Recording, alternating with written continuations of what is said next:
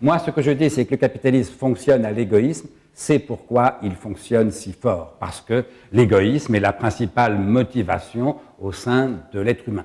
Mais ce n'est pas la seule, parce que nous avons aussi des valeurs morales. Nous sommes prêts, en tant que consommateurs, à acheter au meilleur rapport qualité-prix, par intérêt, par égoïsme, mais pas n'importe quoi, pas par exemple des produits produits par des enfants qui travailleraient dans tel ou tel pays du tiers-monde. Et donc, il n'y a pas à choisir entre l'homo economicus et l'homo durabilis que vous évoquez, parce que ce sont deux abstractions. Concrètement, nous sommes l'un et l'autre. Quand je fais mes courses, je vais au meilleur rapport qualité-prix, j'agis le plus souvent par intérêt, mais en tenant compte quand même, alors parfois à la marge, parfois de façon importante, des valeurs morales qui sont les miennes, des droits de l'homme, etc. Et c'est pour ça qu'on a besoin de RSE. Parce que si le capitalisme était foncièrement moral, s'il fonctionnait à la vertu, à la générosité, au désintéressement, on n'aurait pas besoin de RSE.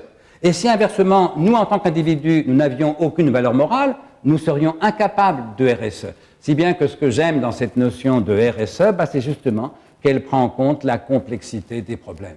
Une entreprise, c'est là d'abord pour créer de la richesse, donc pour faire du profit, sauf quelques exceptions, et c'est bien, parce que de cette richesse, nous avons tous besoin. La seule façon de faire reculer la misère, c'est de créer de la richesse. Mais la richesse, ça n'a jamais suffi à faire une civilisation. La richesse, ça n'a jamais suffi même à faire une société qui soit humainement acceptable.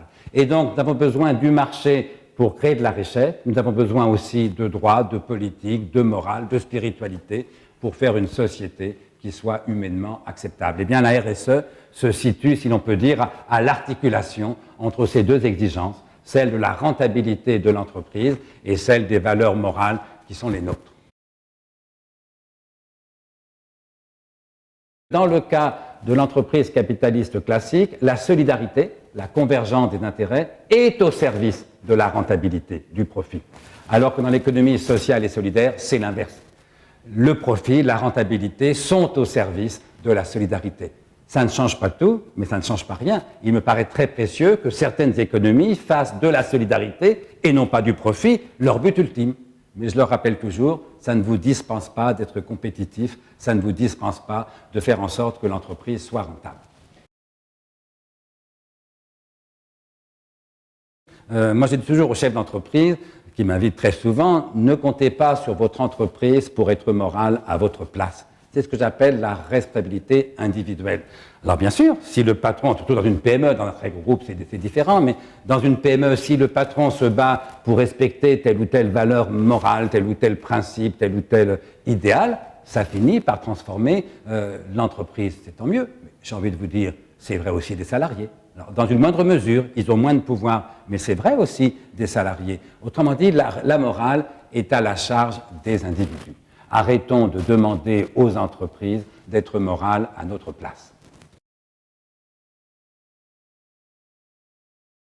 Nous avons besoin d'entreprises compétitives, rentables, efficaces pour créer de la richesse.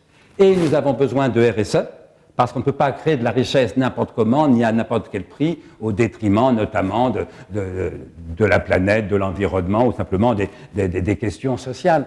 Voilà, ce que j'aime dans cette notion de RSE, c'est qu'elle se situe au cœur de la complexité des entreprises et du monde.